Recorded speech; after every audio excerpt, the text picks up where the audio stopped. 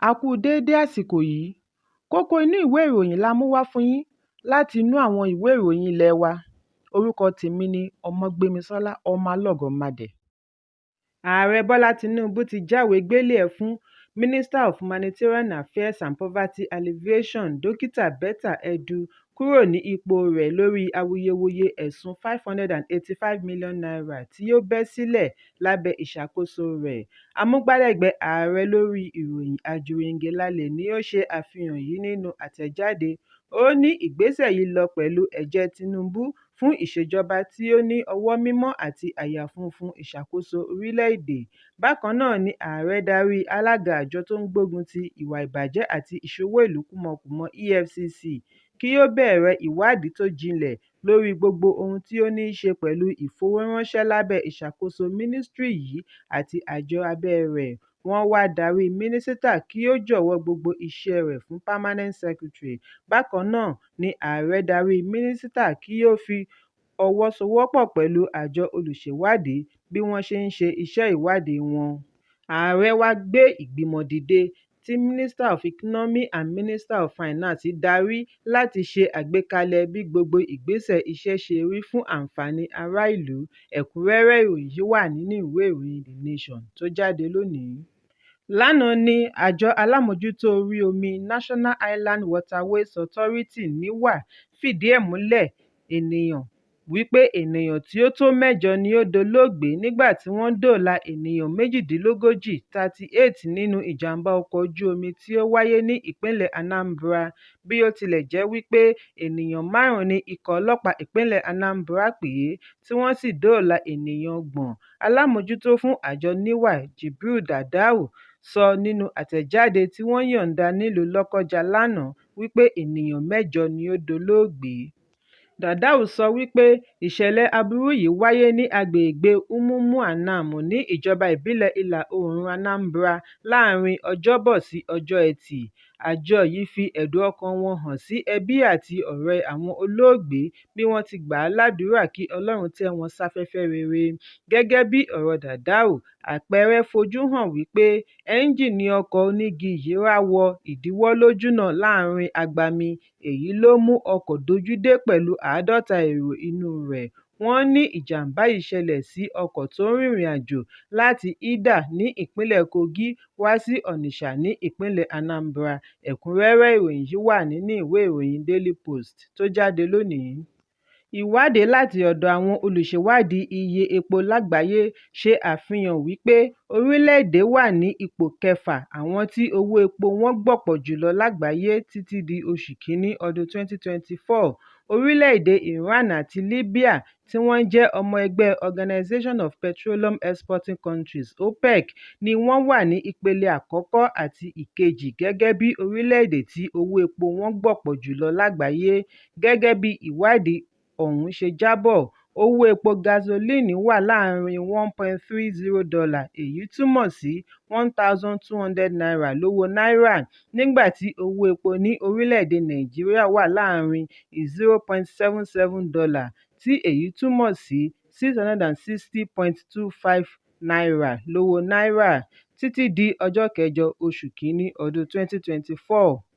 Bákan náà ni ìwádìí yìí ṣe àfihàn iye tí wọ́n ń ta epo láàárín orílẹ̀-èdè oníkálukú lẹ́yìn àfikún ìrànwọ́ epo àti owó orí. Ẹ̀kúnrẹ́rẹ́ ìròyìn yìí wà nínú ìwé ìròyìn Leadership tó jáde lónìí. Àjọ ẹ̀ṣọ́ aláàbò tí wọ́n ṣẹ̀ṣẹ̀ ṣe ìdásílẹ̀ rẹ̀ ní agbègbè ìpínlẹ̀ Akwa Ibom Community Watch ICW ní àwọn ti fi ọwọ́ ṣìkún òfin mú afurasí ọ̀daràn 18 18 suspected criminals láàrin oṣù kan tí wọ́n ṣe ìdásílẹ̀ rẹ̀ lẹ́yìn tí wọ́n ṣe ìṣíde rẹ̀ ní oṣù Kejìlá ọdún 2023. Adarí ICW Isanti Kenneth Okono sọ èyí níbi ìpàdé tí ó wáyé pẹ̀lú adarí Center for Human Rights and Accountability Network (CHRAN) tí wọ́n ṣaṣojú kọmíṣánná láti Ministry of Internal Security and Waterways ní ìpínlẹ̀ Akwa Ibom, Ọ̀gágun-fẹ̀yìntì Koko tí ó wáyé ní ọ́fíìsì Koko tí ó wà ní ìlú Uyo. Wọ́n ṣàlàyé wípé àwọn olè afurasí yìí lo àǹfààní wípé ọ̀pọ̀lọpọ̀ àwọn onílé ìtajà ni wọ́n ti lọlé ọdún, já wọn ní ṣọ́ọ̀bù, kó wọn lẹ́rù, ṣùgbọ́n pẹ̀lú akitiyan iṣẹ́ ICW ni ọwọ́ fi ba àwọn wọ̀nyí kí wọ́n tó yọ̀ǹda wọn fún ọlọ́pàá fún ìwádìí àti ìjìyà tí ó tọ́. Wọ́n ní pẹ̀lú ìfọwọ́sowọ́pọ̀ àwọn ẹ̀ṣọ́ aláàbò mìíràn ni wọ́n fi ṣe àdínkù sí ẹ̀sùn olè àti ìfipábánilò. Okonu ní gbogbo àwọn òṣìṣẹ́ wọn ni wọ́n ṣe ìdánilẹ́kọ̀ọ́ fún lórí bí wọ́n ṣe lè ṣàmójútó ètò ààbò. Ó wáá rọ àwọn ará ìlú láti fi ọwọ́ sowọ́pọ̀ gbé ètò ààbò lárugẹ ní agbègbè wọn. Ẹ̀kúnrẹ́rẹ́ ìròyìn yìí wà nínú ìwé ìròyìn Leadership tó jáde lónìí. Ilé-iṣẹ́ ìròyìn ilẹ̀ Bìrìtìkó British Broadcasting Corporation (BBC) ti yọ̀ǹda ìpele àkọ́kọ́ nínú ìpele 3 àbájáde ìwádìí lórí ẹ̀sùn ìfipábánilò àti àwọn ẹ̀sùn mìíràn tí wọ́n fi kan olóògbé pásítọ̀ ọmọ ilẹ̀ Nàìjíríà Tèmítọ́pẹ́ Balógun Joshua tí gbogbo ènìyàn mọ̀ sí TB Joshua. TB Joshua ni olùdásílẹ̀ ìjọ Synagogue Church of All Nations (COAN) tí ó fìkàlẹ̀ sí agbègbè Ìkọ̀tún, ìpínlẹ̀ Èkó. Pásítọ̀ yìí di olóògbé nígbà tí ọjọ́ ìbí rẹ̀ ọdún 52 kù ọ̀sẹ̀ kan lẹ́yìn tí ó parí ìsìn ní ọjọ́ 5 oṣù kẹfà ọdún 2021. Gẹ́gẹ́ bí ìgbésẹ̀ tí ó papọ̀ pẹ̀lú ìwádìí àjọ oníròyìn ilẹ̀ òkèèrè, BBC ṣe ìfọ̀rọ̀wánilẹ́nuwò pẹ̀lú ọmọ ìjọ àtijọ́ àti òṣìṣẹ́ ilé ìjọsìn COAN tí iye wọn tó 25 káàkiri orílẹ̀-èdè bíi UK, Nàìjíríà, US, South Africa, Ghana, Namibia àti Germany, tí wọ́n sọ ohun tí ojú wọn tó tí ó dá lórí ẹ̀sùn ìbánilòpọ̀, ayédèrú iṣẹ́ ìyanu àti ìjìyà tí wọ́n là kọjá lọ́wọ́ olóògbé pásítọ̀. Ìwádìí onípele 3 yìí ni ó tú àṣírí ìgbésí ayé olùdásílẹ̀ ìjọ COAN àti gbogbo bí ó ṣe ń díbọ́n ṣe iṣẹ́ ìyanu. Àwọn tí wọ́n fara kááṣá ìwà yìí ṣe ẹ̀sùn wípé ìwà ìbàjẹ́ yìí wáyé fún 20 ọdún bí ó ṣe ń díbọ́n ṣe iṣẹ́ ìyanu tí wọ́n sì ń ṣe àfihàn rẹ̀ fún gbogbo àgbáyé. Èyí tí ó wáyé kẹ́yìn ni wọ́n ní ó wáyé ní ọdún 2019. Ìwádìí náà tẹ̀síwájú wípé ó lé ní 20 ọdún tí Joshua ti ń fipá bá àwọn ọ̀dọ́bìnrin lò pọ̀ fún ọ̀pọ̀lọpọ̀ ìgbà láàárín ọ̀sẹ̀. BBC ní àwọn kàn sí ìjọ COAN pẹ̀lú ẹ̀sùn yìí ṣùgbọ́n wọn kò dá wọn lóhùn. Bákan náà ni wọ́n sẹ́ lórí gbogbo ẹ̀sùn tí wọ́n fi kan olóògbé.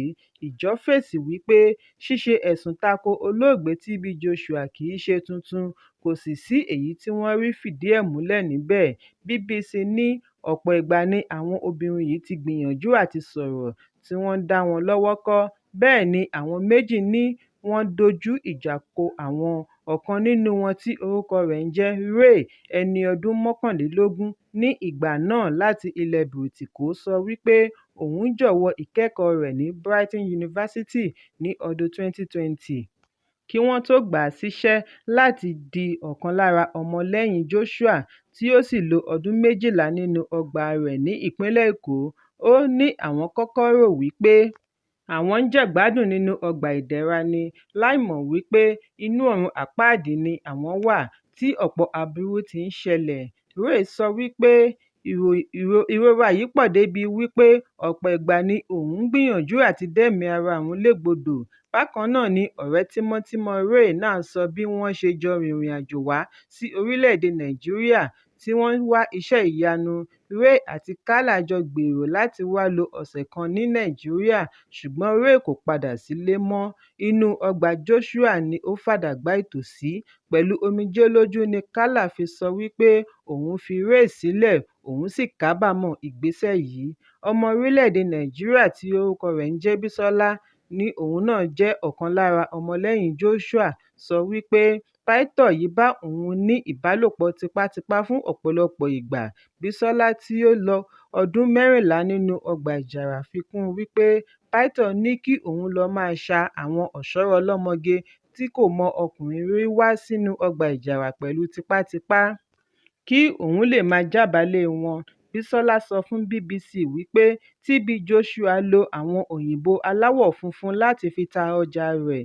Ìwádìí jẹ́ kó di mímọ̀ wípé gbogbo àwọn ọ̀ṣọ́rọ̀ ọlọ́mọge tí wọ́n fi orílẹ̀-èdè wọn sílẹ̀ láti wá bá TB Joshua bẹ̀rẹ̀ láti ọdún 2000 kò san owó ọkọ̀ òfurufú. Wọ́n fi kún un wípé àwọn ẹgbẹ́ láàrin ìjọ ṣe ìkówójọ láti fi ran àwọn ará ilẹ̀ mímọ́ wá sí ìpínlẹ̀ Èkó kí wọ́n wá fojú gánní iṣẹ́ àmì àti ìyanu. Lẹ́yìn èyí ni Joshua gbé òbítíbitì owó lé àwọn ará ilẹ̀ mímọ́ lórí láti wá fìkàlẹ̀ sí inú ìjọ rẹ̀. Ẹ̀kúnrẹ́rẹ́ ìròyìn yìí wà nínú ìwé ìròyìn The Nation tó jáde lónìí.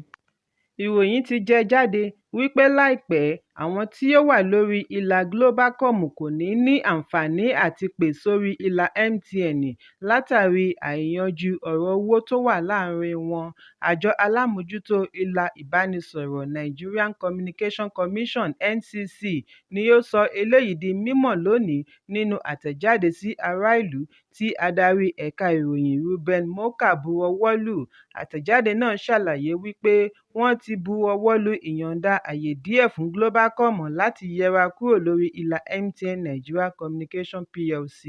Wọ́n ní wọ́n ti bu Globacom gbọ́ lórí ìgbésẹ̀ tuntun yìí, wọ́n sì fún un ní àǹfààní àti sọ tẹnu rẹ̀.